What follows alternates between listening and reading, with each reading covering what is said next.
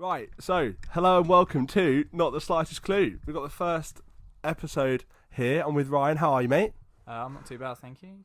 Very, very excited. You know, it's the start of something. It's an exciting feeling to be starting a podcast. Can't say I've had it before. No, not at all. But I mean, you got to start somewhere, haven't you? So exactly.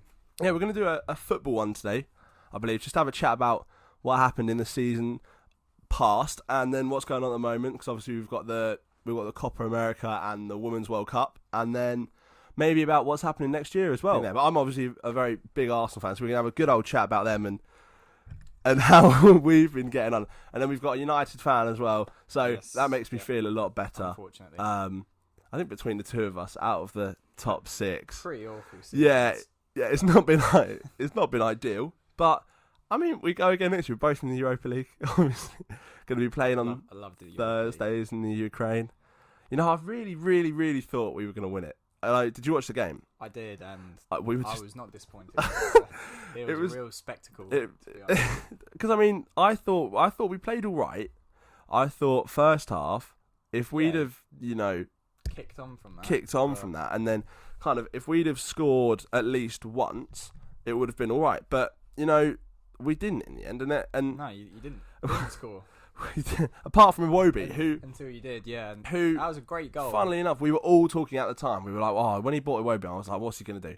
He's got no chance." And then out of nowhere, he scored probably one of the best goals of his career. Scored a screamer, but you're already. It didn't, so it didn't. And even at 3-1, we were thinking, there was a tiny bit of hope, and then Olivier Giroud scored the fourth, didn't he? Yeah. And then it all went horribly wrong. I had a dream. I had a dream of us. Obviously, we beat Villarreal in the. Who did we play in the semis? Valencia. Yeah. Obviously, I had a dream that we were going to play Santi. Give him either in the final or in the semis. Give him his send off, and then play Giroud in the final. When we won. I was really hoping that he'd take off his top. Once a gunner, always a gunner. Celebrate with the Arsenal. He very much didn't. The opposite of a gunner. Yeah, did you see him? He was like, "Oh, thank you, Arsenal. Thank you." I can't believe it. Sort of epitomises what it is to be an Arsenal fan. It really did make, because he was one of the only people, one of the true bastions of the club. I felt like, and because when he went, I was fair enough. He needs game time elsewhere. Yeah. But he doesn't even get it at Chelsea. Yeah, apart from in the Europa League. He's a second striker still. The only time he played was in the Europa League when he knocked us out. And he was the top scorer in the competition. I know, that's outrageous. I can't believe it. But I mean, we've got to go. I mean, the final in his first season, I think that's all right for Unai. I think he's done an all right job. Yeah, considering what he's got, because obviously I had a big old debate with one of my housemates about the Klopp Unai Emery thing, because obviously Klopp had 4 years prior to winning the Champions League. Yeah. And he was saying that after a season we should be judging Unai on what he's done, and kind of if he didn't get top four or win a trophy, he should be very judged. But I was very much trying to say that Klopp has had 3 seasons before he's got anywhere near. Although Klopp has made 3 European finals now. He's lost 2, but he's made 3. But I think there is a lot to be said about sort of the football that's being played, the feeling around the club, which I think has improved with Emery since Wenger. Especially at the beginning of the season, and then when you had that run of 22 unbeaten games, ended by Southampton 3-2. That classic. I watched that game. It was absolutely awful. Was it Shane Long scored a double for the first time in his career? But I think what is a bit worrying is just the collapse he had. Yeah. He needed literally 2 points from the past 6 games. Oh, mate. Yeah, because we played, I think it was Everton, Wolves, Brighton, Huddersfield, and we took 2 points away from it or something. Which is just a bottle job. Yeah. But you've become Spurs. That's so harsh. You've become Spurs. Because the thing is, so in the Champions League final was a massive dilemma for me, because I didn't want either team to win it. If I could have come out and neither team had won, it would have been lovely. But I decided on balance it had to be Liverpool, because they've already won it. So, and as a United fan, I think a lot of United fans. It was the other way. Really? I wanted Spurs to win it massively. Fair enough. Just hate Liverpool. Really hate Liverpool. I think that whole dynamic of there being a United fan, the United Liverpool rivalry is obviously a lot bigger than the City rivalry. I think that's great. Obviously, it's because of City having only come into their own over the past couple of years. But I just think it's brilliant, because United fans really do hate Liverpool fans. I mean, and Liverpool in general. since the 90s. Since, obviously, I wasn't around then. Yeah, of course. But, there's just something about him you gotta hate. And then you have all that with Suarez and Evra that was back awful. in the late noughties, which I saw a great video the other day of Evra after we beat them in the league, celebrating in front of Suarez. Yeah, I saw that. That's just great. That just sort of epitomises Yeah. it, really. Yeah, absolutely. Yeah, because Suarez because he's been linked with a move back to the club, I believe. It's because they've got Norwich as their first game of the season. Oh yeah, and he loves a game against Norwich, doesn't he? He loves scoring against Norwich. I mean, yeah. So it was a weird one, the Champions League final, and obviously the final itself wasn't the best final. No, it was a pretty drab game. Yeah, because I think the penalty killed it. I think both teams obviously went out there. You can't prepare for something like that. I think you needed Spurs to get a goal early. Yeah. For Liverpool to sort of, but they were given a penalty, and I'm not a huge fan of those handball decisions. Yeah. At the moment, I think. Well, there was the Kimpembe one that sent you through. Obviously, the one against PSG was a stonewall penalty, and I couldn't believe that. That was.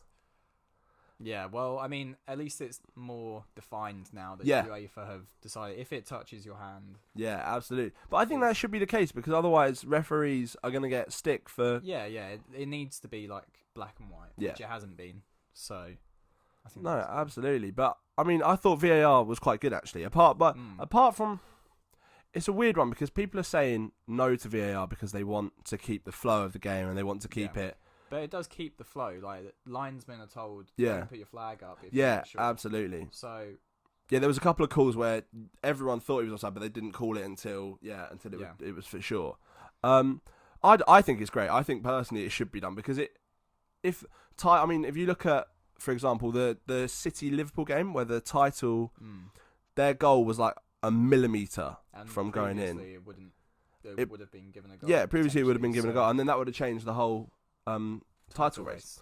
And it means that correct decisions are made. I think that's the most important thing. Yeah, absolutely. I think above that's more of a priority than having kind of like this old school football where it's part of the game that a decision could go against you. I don't know if I necessarily... decisions can still go against you, really, can't they? But you won't have situations where refereeing mistakes are... having dire consequences, like for Cardiff this season. Yeah, absolutely. If there was VAR this season, maybe they wouldn't have been relegated. Yeah, of course. That's made a huge difference to Neil Warnock. Yeah, he was stood there watching because it was Chelsea, wasn't it? Yeah, and it was Aspi that was offside, and he was stood looking at the referees like really annoyed at them. But rightfully so. I think it's going to be interesting now that. In all but Anfield and Old Trafford, because they don't have a big screen. Everyone's going to be able to see what VAR. Of course, which is good. So I don't really know how it's going to work for Man U and Liverpool. Yeah, why haven't they got big screen? They just not had the big screen, but they not ever get them put in or anything. I suppose because they're older grounds. Yeah, because if you look at like the Emirates, the new Spurs stadium, obviously they need because they're so big as well. Yeah. They're going to need the big screen. Yeah, that's fair enough. I didn't even think of something like that. No, it's weird. That's bad. But no, speaking of Old Trafford and United, what do you think about Daniel James, obviously new Swansea signing? Yeah. I wouldn't call it exciting, but I think it's a solid signing. Yeah. It's a good signing. It's an investment as well. Yeah, 17, 18 million pounds for a player these days. He could be worth double, triple that in a few years. Absolutely. He's got something that we need, which is just pace. Yeah. Playing him across the front three instead of someone like Mata. Yeah, of course. It feeds into what Solskjaer is trying to do with counter-attacking football, bringing back the Fergie days, so to speak. So I think it's a positive move. It's a good signing. I don't think he will have a huge impact next season, but do you think he'll start? For the future? He'll start a few games, but I don't think... Well, he's only had one good season in the Championship. Yeah, that is very true. And even to throw him straight into Premier League, at such a young age as well. Yeah. But no, I'm happy with the signing. Yeah, I thought it was quite a good signing. I saw it's hard because for someone like that, I don't know anything about them, and I saw like a highlight reel. So from that, he looked very good. But obviously, it's his best bits. But I mean, there are a couple of things. He's very, very quick. He is ridiculous. Ryan Giggs is the quickest player he's ever seen. So Ryan, he he knows a thing or two about football. He does. Yeah. I've heard. But yeah, no, it's good. And then obviously one coming in, one going out. So what do you think about Pogba? Obviously, I don't know if it was yesterday. I think it was yesterday morning that he was interviewed saying that he's ready for a new challenge. Yeah, my first reaction to that was just he hasn't finished this challenge at all. You know, he came back after his time away at Juve, world record fee. You know, the hype around him. Mourinho built this team around him essentially, and he's won the Europa League, the League Cup. What else since when then? you did your treble? We did our special treble. But he's just, him leaving now is just such a cop out. I think. Yeah. He still has the potential to be a Man United legend. Like that's the standard of player that he is. Yeah, definitely. And I think it just says a lot about him as a person, really. He'd rather leave now when he probably doesn't see much of a future for the club at the moment. It'll probably take quite a lot of work, a lot of graft to get us back to anywhere near winning major trophies.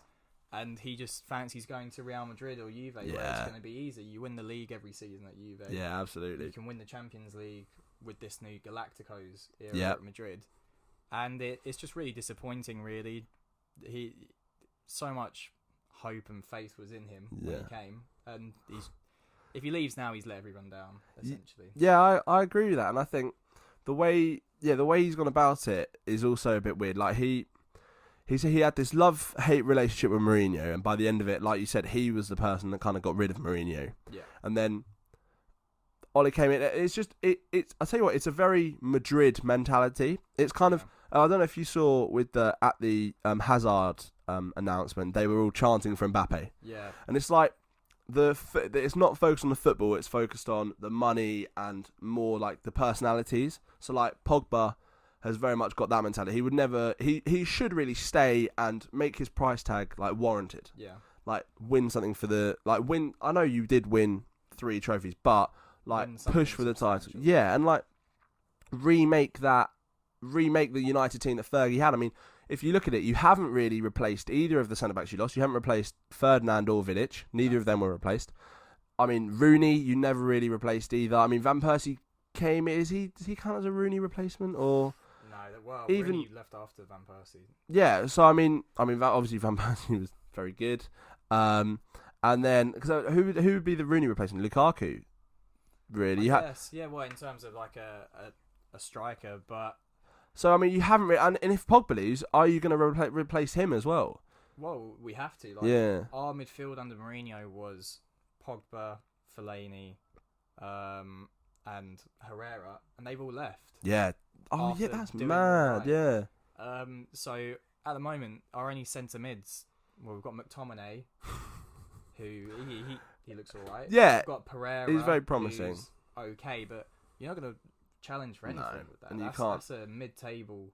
Yeah. We need to spend a lot of money, and hopefully we'll get a lot of money for Pogba. Yeah. But I'm well up for him. Will the board?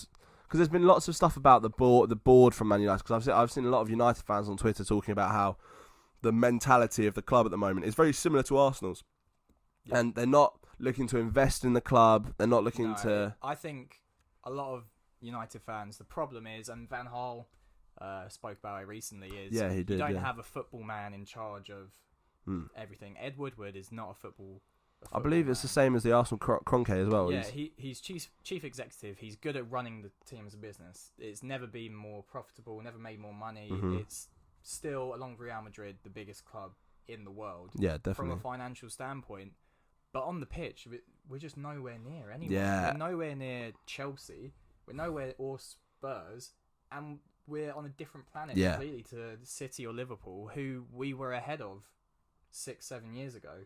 So it needs to change in terms of we need a technical director. Mm-hmm. Someone, Rio Ferdinand's been linked with the job. You just need someone who is there from a football point of view, not just a commercial standpoint. Absolutely. And that's the problem with a lot of clubs these days, as you said about Arsenal. And even if you look towards the lower end, I mean, if you look at someone like Newcastle, they're obviously going through that at the moment. Yeah. They've got, obviously, I've completely forgotten his name. Benitez. No, not Benitez. Mike Ashley. Mike Ashley, yeah, who is almost a dictator at the club. And he, I mean, obviously hated by all the Newcastle fans. And then there was all this talk about the buyout. But I really think he's just digging his heels in and kind of, he doesn't have to sell.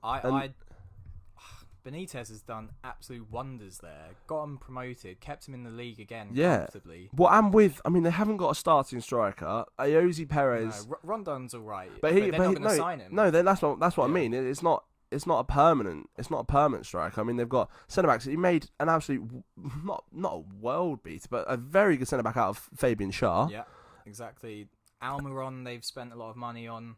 For the first time in ages, he could be a good player, but I agree. Like, the squad is thin on the ground; it needs a lot of investment. Absolutely.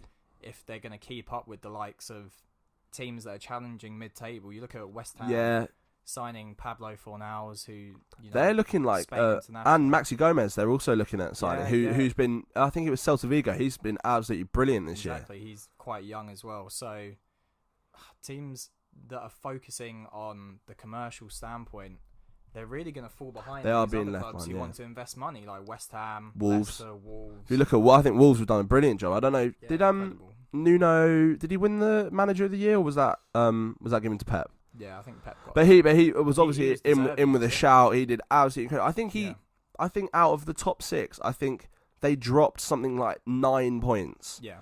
The only thing for them next season is, now that teams know how to play against them, if you sit back, they can't counter-attack against you, and that's why they did so well against the top 6, because the top 6 want to dominate the ball. Absolutely. They want to be in control of the game, which allowed Wolves to counter-attack, but then they struggled against teams lower down who didn't give them that space to counter-attack, who didn't want the ball all the time. So it's going to be an interesting challenge for Nuno to find a way around that. But it's like you said, if you look at them, I mean, Everton, obviously these are like the bottom half of the top 10. But then, Newcastle are nowhere near that, and they really do need to sort it out. But that should be of that stature. Absolutely. And with a manager like Benitez, they can be. Yeah, but ownership is getting in the way. Yeah, and I think that's.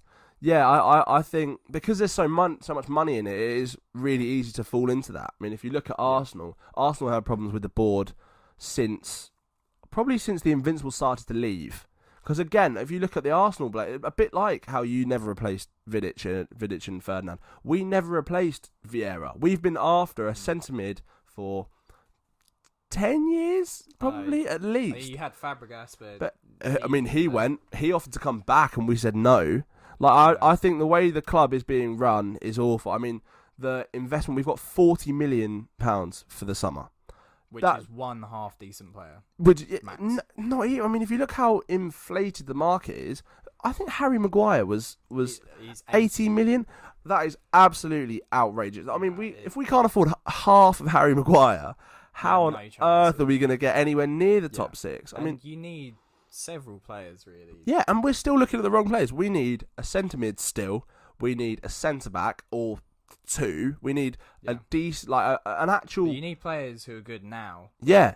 And it seems like the whole culture is buying these young. If you look at someone like Guendouzi, and I mean, players who will be good in the future, but if you're not successful now, you're not going to keep those players. Absolutely not. Superstars. Especially, if you look at Guendouzi, I mean, we've got Reece Nelson coming back, Smith Rowe coming back, but all these players they will be very good. I mean, Reece Nelson was brilliant in the Bundesliga last year and could go on to be a brilliant striker in the Premier League, but not now. I mean, we've got exactly, and it's just more of a mentality thing. I mean, at the start of the year, we were going into games. I was personally, as an Arsenal fan, going into games thinking we'll win, we'll beat them.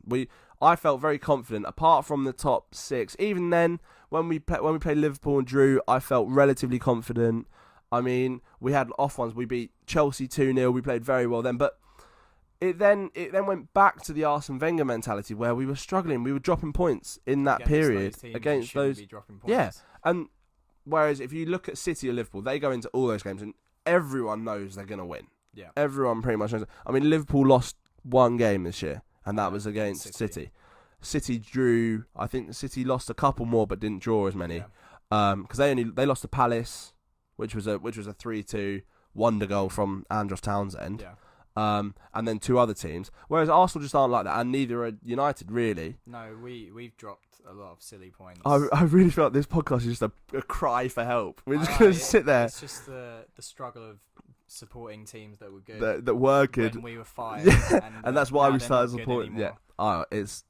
I know, I should have been a West Ham fan. Should have just been West Ham fans. But, yeah, so, I mean, we've kind of gone over Arsenal United. You do hope. I'll tell you what, I already know what's going to happen. I know next year we're going to lose 2 in the Europa League final again. That's absolutely going to happen. And it's going to be so heartbreaking. 2 Europa League final losses on the trot. We're going to finish 5th, and it will be the exact... Because there's no dynamism. Yeah. That's a wide way to describe that. That is a word. If you look at City, I mean, they're already trying to... They won the league last year. They had 100 points, and they're already trying to look to improve. They're trying to sign Cancelo. Obviously, they've already got Kyle Walker there, and the only reason they're signing him is to keep Kyle Walker playing well. I mean, which I think that's the whole Pep mentality. That's a winning mentality as well, though, isn't it? Exactly. They just want to keep getting better and better. Yeah. I think the fact that they haven't won the Champions League yet is a massive thing for Pep. He's got this sort of obsession about it. And so has he? I'm sure he had. So when has he won the Champions League? He won it twice with Barcelona in his first season when he did the treble, and then 2 years later against Man United again he won. But then at Bayern he failed 3 times in spectacular fashion against Barcelona and Real Madrid. Yeah. And then with City he's lost against English teams twice. So he's not had that achievement yet. And you could say that he hasn't really hit those heights of that Barcelona team. I mean, winning 2 league titles in a row in the Premier League, fantastic. Yeah. Getting nearly 100 points again. But then those 3 years at Bayern, it's sort of... Yeah, I know what you mean. And like, you do look at that semi-final against Tottenham and you think, was he unlucky? I mean, the decision didn't... 2 VAR decisions went against him. Obviously, the Llorente handball came off his kind of upper but arm. Then you would have expected City to beat Tottenham. Yeah, I went into that game thinking absolutely they'd beat him. So yeah, it's very hit and miss. It depends on what standard you hold him to, and I think to be considered the best ever, would you? I mean, does he need to win a Champions League to be? I don't know. As a United fan, I was a massive Mourinho fanboy. Still am. Yeah. I think he hasn't played the same type of football, but whereas Pep has been best team in Spain, best team in Germany, now best team in England, they were already sort of at that level. Mm-hmm. Whereas Mourinho took Porto to winning the Champions League, which is incredible. Incredible. Who did he do that with, by the way? Who was in that team? You had sort of Ricardo Carvalho, Paulo Ferreira, Deco. Oh yeah, of course. Maniche, players like that. Oh yeah, I mean, and then a lot of them he took to Chelsea. Absolutely. 2 incredible league-winning seasons at Chelsea. Inter Milan, he did the treble there. Mad. Didn't achieve as much at Real Madrid, although he did get a record points total. So he's taken clubs that haven't necessarily been at the top of their game. Whereas Pep has sort of stepped into clubs like Bayern, who are guaranteed the league every season. Yeah, absolutely. So it's a really difficult debate. I don't think there is a straightforward answer to it. Yeah, absolutely. But I mean, that's the same as any debate. It like I said, it depends on the standard you hold. Because in terms of improvement, absolutely, I feel like he's made City one of the best Premier League teams ever. Yeah, absolutely. But yeah, I don't know, because he had players there. I mean, Aguero was there already. Yeah. Fernandinho was there already. I think was De Bruyne, or did Pep sign De Bruyne? That was his first, because he signed Sane, De Bruyne. Yeah. All in that window. That was his first window, wasn't it? And that was obviously brilliant. I mean, they've proved to be De Bruyne's proved to be one of the best midfielders in the. And they did it without him this season, pretty much. So. Yeah, absolutely. So, I mean, it's an interesting one, and I think obviously Fergie should be in the debate as well. I mean for longevity. And I would like to say Arsene Wenger should also be in there. Yeah, I think it is a really difficult thing to give an answer to, because so many managers have won a lot of trophies but not necessarily had a huge effect on the game. Like someone like Ancelotti, Yeah, won lots absolutely. of but then people like Guardiola, Klopp, they've actually like created a type of like they revolutionised how football's been played. But then Klopp's only won one Champions League. Yeah, he still hasn't, league titles. still hasn't won the league at Liverpool. Yeah, so it is about what standards you hold them to, how you sort of want to view their success. Yeah, absolutely. But yeah, without a doubt, Guardiola's he's got to be up there. Really, He is brilliant. And obviously, they both played for Barcelona at the same time, didn't they? Did Mourinho play for Barcelona? No, he was translator to Bobby Robson. When Robson was coach, and Guardiola was there, and apparently Mourinho and Guardiola were quite good. Yeah, because I knew they were together at Barcelona. And then Mourinho stayed on when Robson was made director, and Van Gaal came in at Barcelona. Yes, he did indeed. But then they were, reasonably good friends for a time until Mourinho went to Real Madrid. And that's when there was just chaos every Clasico. Every year in Spain. Oh yeah, absolutely. There were like, quite some fiery Clásicos because the players helped that as well. Because that was Puyol and Piqué at the back. Well, a lot of it was supposedly down to Mourinho. Really, he wanted to create that sort of rivalry and divide, which he managed to do. Yeah, definitely, and which has gone since. Actually, if you look at the El Clásicos, if you compare those, they were fiery. I mean, Sergio Ramos must have been sent off however many times during those. Whereas if you look at them now, there's not as much. It's because those two clubs are still transitioning in themselves. I feel like both, obviously Madrid without Ronaldo, they've suffered this season. Well, yeah, this season was a disaster. Yeah, and I mean Barcelona, not that they're without Messi. Obviously, that he's still playing absolutely incredibly. But it does feel like there is a transition, especially in their midfield. If you look at Xavi, Iniesta, Busquets is on his way out-ish. I mean, he looks like he's one of those timeless players that. But I do agree with what you mean. Like Barcelona aren't the imperious force. No, they're not. Been in the past, and without Messi, they're really not. Because Suarez hasn't really performed this year. Rakitic hasn't really performed. They've bought in new wingers. I mean, they bought in Ousmane Dembele for 120 million, something like that. I mean, and he's been okay, but he did get injured. Yeah. But by the same token, he still very much hasn't grown into the player that they were hoping for. He's been there. I think Frankie De Jong is a really good sign. And if they sign De Ligt as well. Yeah, both of them, they could be really the spine of the absolutely team for the next that's what they need. Because as much as we were talking about transitioning players, when I mean, I'm not about to compare Guendouzi and De Jong at all by any stretch. But if you look at those, they are of a similar age, and yet De Jong captained Ajax, or was it De Ligt the captain? De Ligt was, well, they were both obviously the spine of the Ajax team, got them all the way to the semis, and then I think for Barcelona, you are right. That will be the new kind of form that team will take. I think the most interesting team to look at next year in Europe is going to be Juventus. Indeed. Again. Yeah, absolutely. Obviously, Sarri moving across, which I thought that was a weird one. Obviously, he did well at Chelsea, but did he not want to be in England? How comes he's only stayed the year? Well, I think it's mainly down to just the fact that the relationship sort of broke down. I mean, Chelsea fans got really bored with the football he played. Yeah. Bored of the substitutions he'd make, like swapping Barkley and Kovacic. The mentality again was wrong there. Yeah, and it's. I read an interesting article by Gabriele Marcotti, who writes for ESPN, talking about why Sarri has essentially left, and it's because at Chelsea they look for big characters. Like they liked Mourinho, they liked Conte. People like Sarri, who is a bit more quiet. He's not really a sort of a big personality who's going to cause conflict. Yeah, that's very true. You know, Conte and Mourinho were sprinting down the touchlines when they scored goals, screaming at the fans. And Sarri's not that type of person. He's a bit more meticulous, very systematized. Because he was a banker, wasn't he? He was, he still has that kind of. He puts that out about himself still. There was just never that connection between the fans and the club. And when the fans like the coach, that makes it so much easier because every defeat isn't so bad. Absolutely. And that's why I think it's such an interesting thing that they've been linked with Frank Lampard, because obviously he will have that immediate connection with the fans, which is great.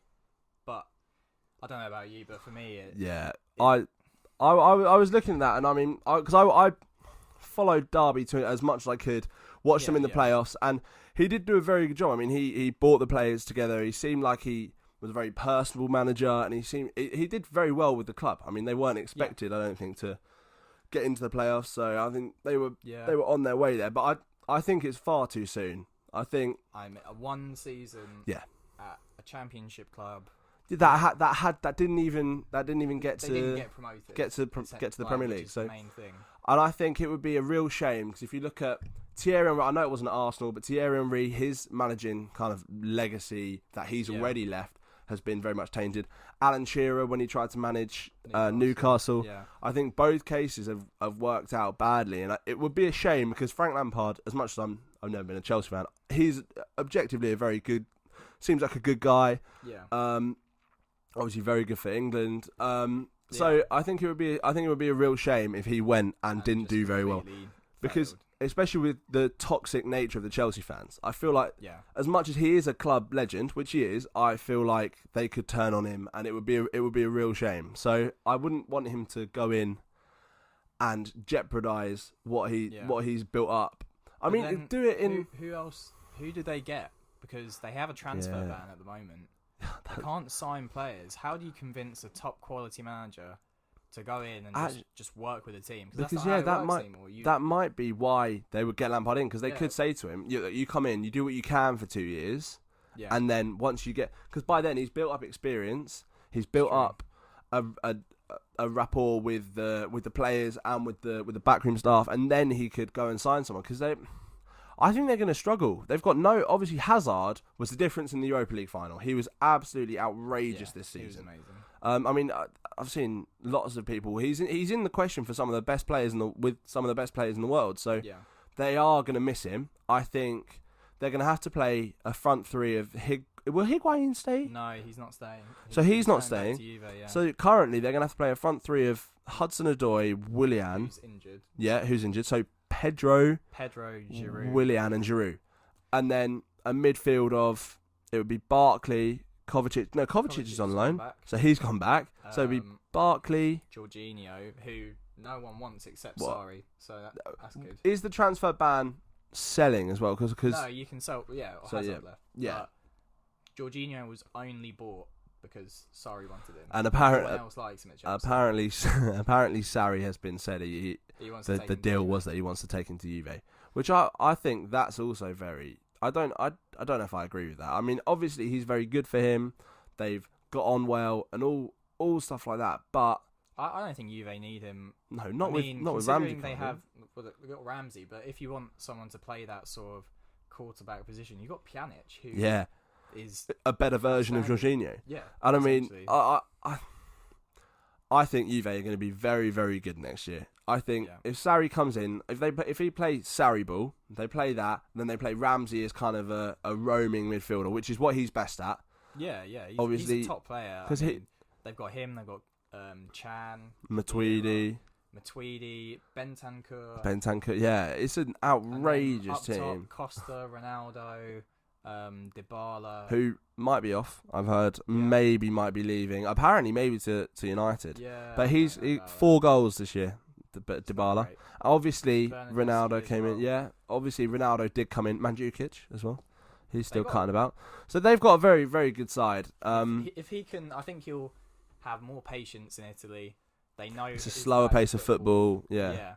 And the stuff they played at Napoli was really, really good to watch. Absolutely. So if you give him that time and you give him the funds and the players that he wants, he will be successful. Yeah, I definitely think that. And it's not really like anyone's going to challenge at the moment. No. I mean, Conte's gone to Inter, which he's a top coach, but the gap at the moment is absolutely. Too big, really. Because they've got a similar situation to England, where they've got Juve kind of in a class of their own as Liverpool and City are, and then they have got the next top 5 who are all good but not challenging, not consistently. I mean, Napoli with Ancelotti, they've not really. No, they've missed Marek Hamsik. He obviously went to China, Yeah. which I thought was a really good move. Just quickly, because he obviously club legend. He's been there since he started, but Yeah.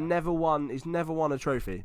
I don't think. Yeah. I think he won. He scored a ridiculous amount of goals. Yeah, I think absolutely. he took the goal scorer record from Maradona, which is amazing. Obviously, unbelievable. But yeah, it's a strange sort of career because he's really, really good. Yeah, absolutely. And I mean, unless obviously the move is that he's gonna go to China for 2 years, pay his retirement, and then come back for a season and retire at Napoli. He's, mid-30s? Yeah, absolutely. So I don't know, but yeah, and then you got Milan, who they have. AC Milan. Yeah. They're on their way to being. Well, I mean, with Gattuso leaving now as well. But that's what I was gonna go on to. They just haven't really had any direction for a few years. They're signing weird players like Torres, very weird players. Bakayoko. Who Gattuso had a right guy, didn't he? Yeah, and it's just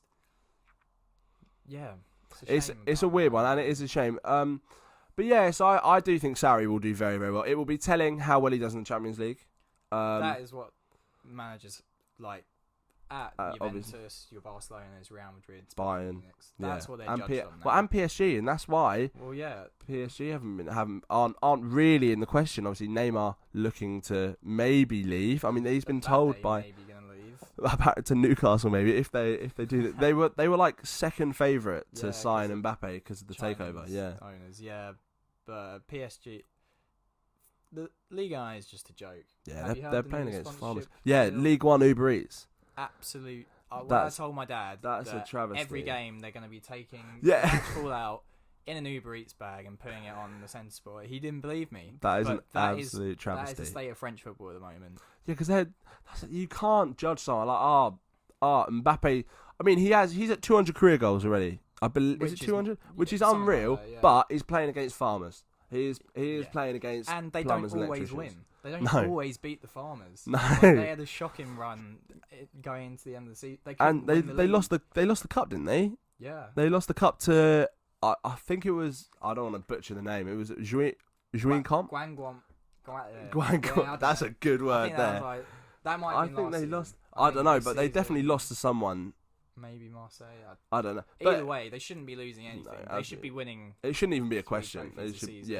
And doing better in the Champions League. Obviously, went out to United. Yeah. Unbelievable. The Lukaku double. Lukaku double. Rashford. That was a good night. Nice little penalty. That was unreal. I was. PSG are a joke of a club. Yeah.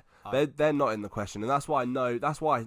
Like, if you look at Pep, I mean, he's done all the leagues apart from France, because it would be a complete waste of time for him. I think Italy's his next stop. Well, it should be. That's not. Yeah, I'd like to see him go, but I wouldn't like if he went to. If he went to Juve, they're just gonna win the league every season again. I would like to see him go to one of the Milan teams maybe, and then do well with them, because that would cement him. Absolutely. Build something rather than which he inherit. Barcelona, but he's inherited. Yeah, absolutely. But no, I mean, going back to still talking about Juventus and seeing Ramsey go, it's very bittersweet for me, because as an Arsenal fan, it's just bitter. Well, see, the thing is, because before this season, before we knew he was going to leave, if someone had said, he's going to go to Juventus, everyone would have laughed you off and said, well, good. Like, because he's not been, apart from that 2013 season where he was absolutely unreal, incredible. He's not gone back to that form. And so Arsenal fans were slating him for a while, and then as soon as they were like, he's off to Juve, everyone was like, we're going to miss him, it's been such a shame. And he started playing well again. Yeah, he had a good season. As much as I don't want to criticise him, he was very good for the club. I'm very happy to have had him, but he did start playing well. If you look at the Chelsea game, I think it was, where he marked Jorginho out of the game, and that was what we missed in the Europa League. Yeah. Obviously, he was injured. He hadn't gone, and it would have been nice to have him there, because we had such a big hole in our midfield. We had a hole in our midfield. Our two strikers in total. Anyway, I don't want to get into it again. It's going to bring back flashbacks to me. It sat me full Arsenal top. I had my scarf on. It was absolutely awful. But I saw a really interesting tweet the other day, which sort of goes against what we were saying about Arsenal being a very commercial club at the moment. But there was a list of players of Ramsey, I think I saw, yeah. Gnabry, Giroud, Coquelin, Wilshere, Perez. and they left for £12 million. Unreal. How do you run a football club like that? But the argument is that he's not remotely involved in the buying and selling players. He's got no say there, and he's focusing on. If your focus is making money, you don't let players like Ramsey, who could be £60 million. Oh, easily. Well, because he's on 300k a week at Juventus. He's second to Ronaldo, which is mad. But how do you make that? I don't know how you can. But that just shows how poorly run the club is being. Well, they've just decided to go down the route of we let players run down their contracts. You know, which is probably what Ozil's going to do. I don't want to talk about Ozil. I'm not in the first episode. I've got to save that for at least the next couple, because we're going to have a whole special on my opinions on Mesut Ozil and the man. My Mesut Ozil, if we want to talk about him now, is an ex-Arsenal player. Is Alexis Sanchez. The biggest thief in the history of Manchester United Football Club. Very much stealing a living.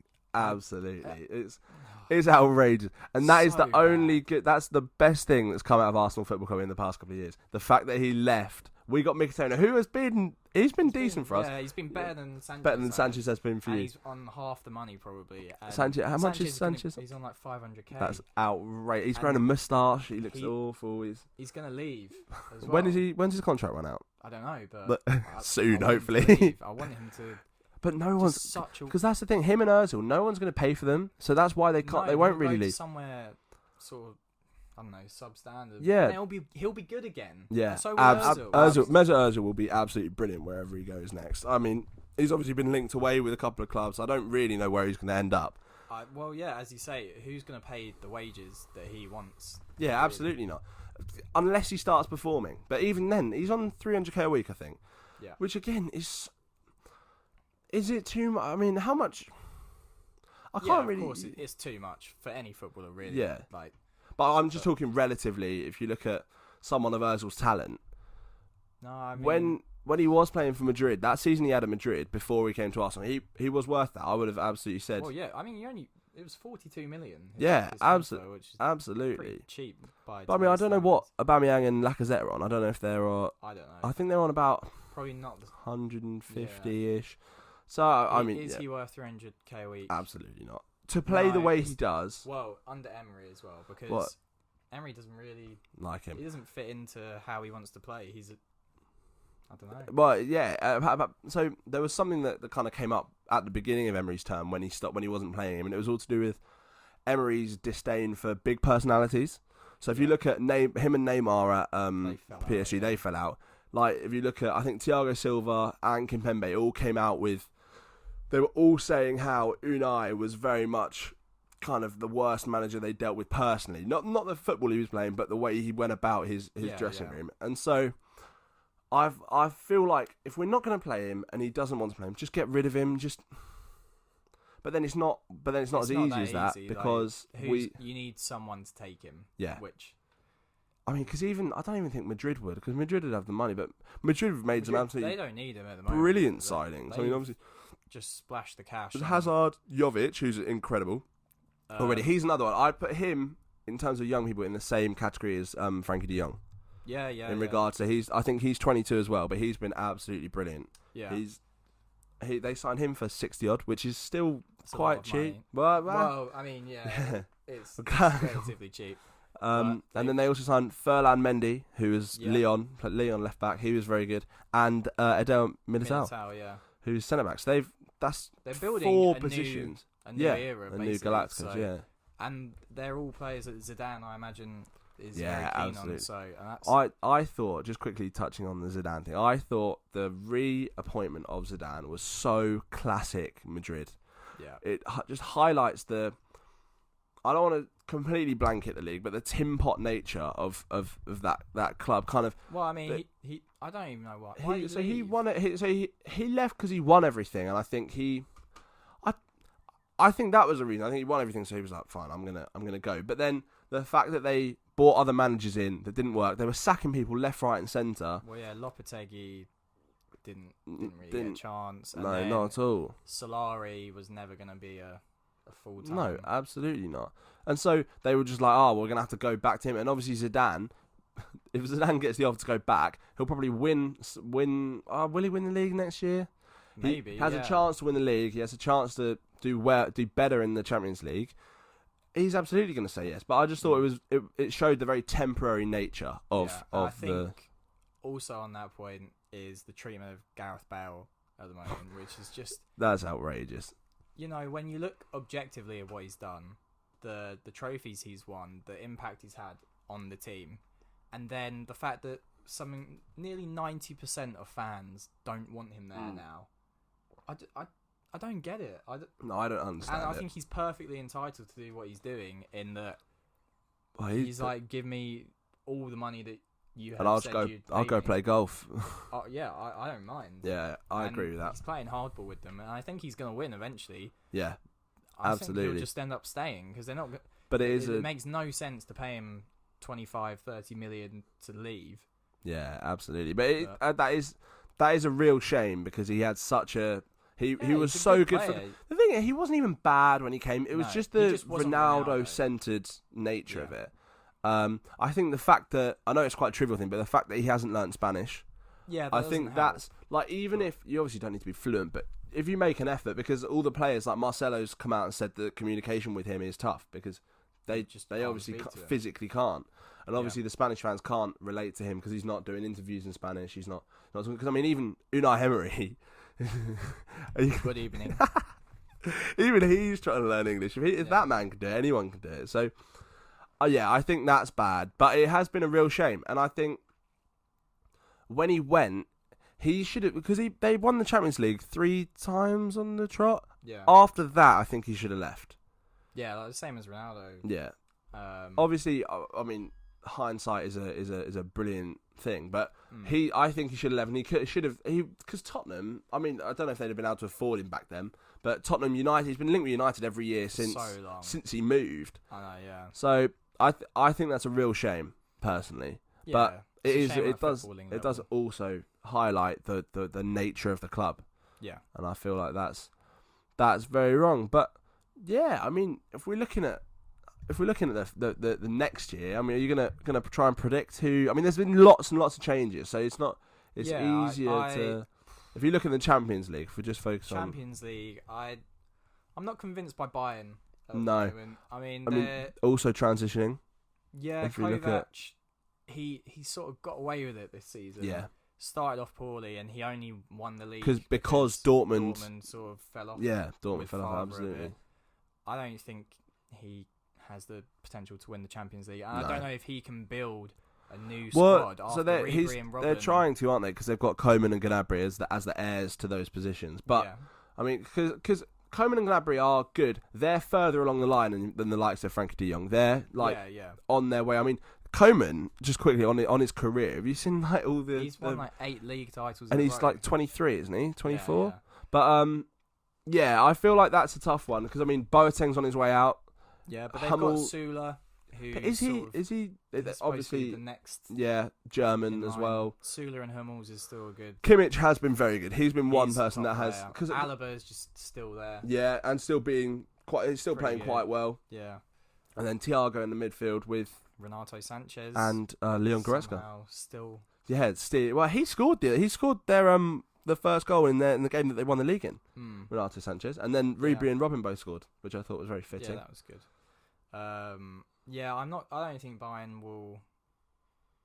They won't challenge for the Champions League. No, I don't think they will. I don't think Barcelona will. I think this could be sort of the moment when they just stop winning. Yeah.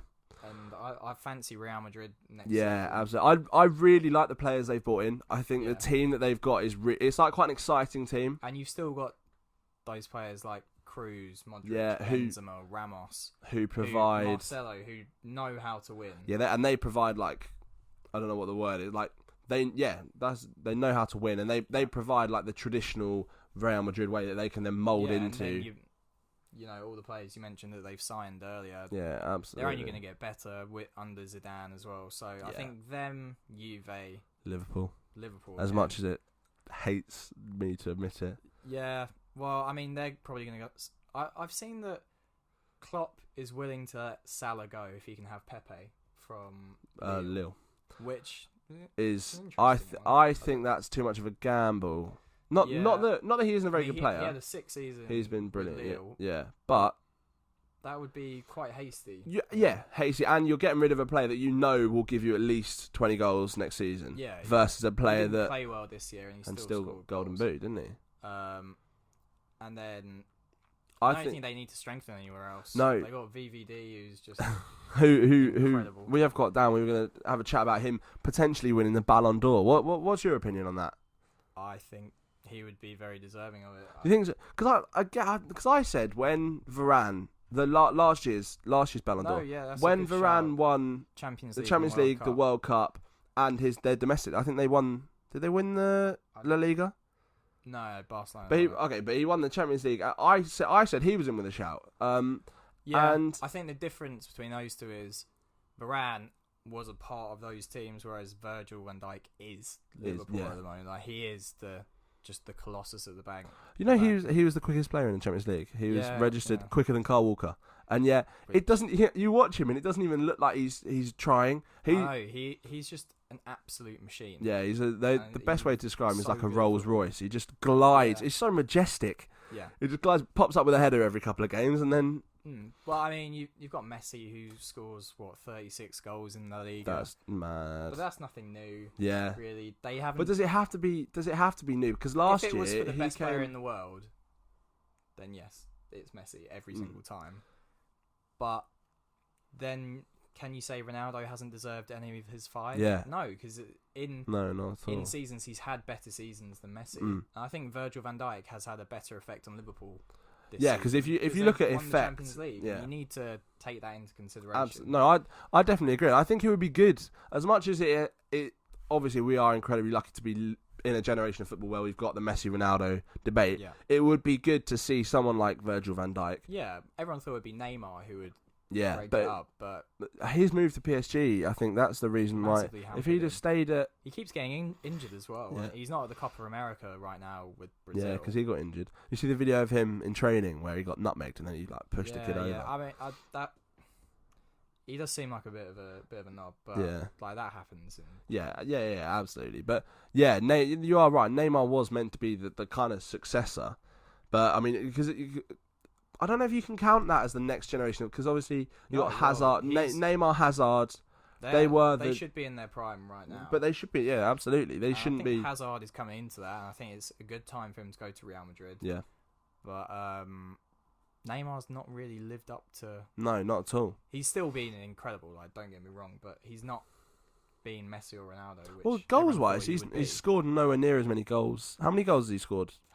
I don't know. He's been injured a lot this season and last season, and he's still got good numbers. But again, he's playing in the French league against farmers, as we said, which is the same farmers that we're going to be playing in the Europa League.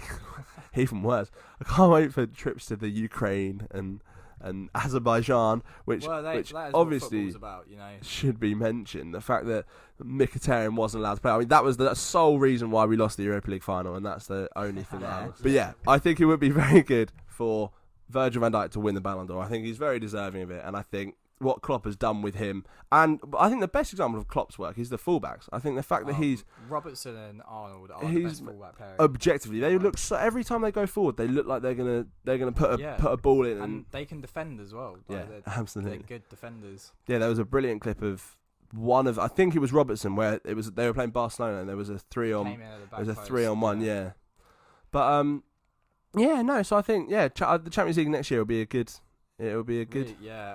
It's anyone's game. Yeah, absolutely. I think it'll be except United and Arsenal. I didn't have to mention that. But so I think we're going to finish on there. Obviously, currently we mentioned the Copa America. We've also got the Women's World Cup going on at the moment, which has been very good. I urge anyone to have a look if you've never watched it before. Absolutely, it's been brilliant. I mean, obviously record numbers for the England-Scotland game where we won 2-1. Won 2-1, and we played quite well. Yeah, we're through to the knockouts. Indeed, after beating Argentina. That was quite a cage game. I watched that, and it was because Argentina have had massive disputes with the Argentina FA. They didn't have a coach for 2 years. Oh, really? They didn't play a game for 2 years. Wow. And this is their first World Cup in a while. So they are basically they're just trying not to lose, which they've lost to us in Japan. But so they're out. But they still put in a very valiant effort. Yeah, they did well. They caused England some problems. And they defended really well. Like they obviously saved a penalty, and the keeper had a blinder. Yeah, I mean, I think the quality has been good. It's a shame when you see on Twitter people making these sort of highlight reels of, the USA. Like you're talking about the USA Thailand. goalkeeper. Yeah. That was a bit farcical. You don't expect that in elite football. But by the same token, obviously it's a very it's a very wrong. I didn't agree with that when I saw that as well. Yeah. I thought what I found funny, Renard's own goal. Did you see that? I didn't know. You should watch it. I don't know what she was thinking, but wait, was it? She was at the back post. Yeah, no, I think I did. She didn't need to do anything. And I think she just kind of she just sort of tackled him. It was a good finish. But as soon as she did it, her hands were just on her head, and she was like, "Why did I do that? Why has that happened?" But yeah, no. And then because we were talking about before how the Norwegian striker Ada Hegerberg, winner of isn't the that the Ballon d'Or, winner of 2 Champions Leagues in a row. With Who's she playing for? Is it for Leon? Leon, that's it. Yeah. She's not there with Norway due to a dispute with the Norwegian FA, which is a shame. Imagine Ronaldo and Messi not winning the World Cup. Absolutely. But I think so far it's proved a good spectacle. Like it is entertaining to watch. Oh, definitely. And, as I said, I think everyone should try and watch it, especially if you love football. Yeah, absolutely. It should be no different for you, really. Yeah, of course. I mean, so obviously the contenders, the favourites are obviously England, the US, up there. Germany, and the French, I believe. Yeah, I think that's Holland the 4, and Holland thereabouts as well. Yeah, because I saw the French one quite convincingly. I saw them play well. Through far. As are the Germans, because they played. They haven't lost a game in ages as their national team. They've been playing really well. Yeah, so I think England, France, USA, Germany, Sweden are all through to the next round. Oh, good, yeah. Is it near? We've obviously got the final round to play, and then we go straight into the one more round knockouts. of group games. Yeah. And then so we played Japan soon, don't we? We've got Japan, who were finalists 4 years ago. Oh, really? Yeah, they lost to USA in the final in 2015. I didn't know that. Should be.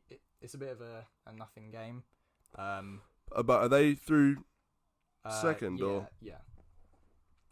Fair enough. Oh no, but it should be good. I mean, hopefully we'll do all right. It'd be good to see England get another. Well, I mean, it'd be great if we could actually win something. Absolutely, yeah, it would be really good. Obviously after the Nations League dropout and the World Cup. Disappointing. Yeah, it was just underwhelming, wasn't it? A bit. It was a great game. Yeah. Now they didn't even do anything special. So. And I mean, we had a goal disallowed, didn't we? It was Jesse Lingard, the youngest, the perpetual 18-year-old. The youngest 26-year-old I've ever seen. Yes. He's unreal. Well, I think that's a good place to end it. Yeah. Obviously on Jesse Lingard, funnily enough, but. My favourite person in the whole world. Yeah, in the whole world. But no, well, thank you very much for coming on. Thank you for listening. Having me. I hope I've proven I don't have the slightest clue. No, not yet. Neither do I. Yeah. So this has been the first episode. Do let us know what you think, and tune in next time. Thank you very much.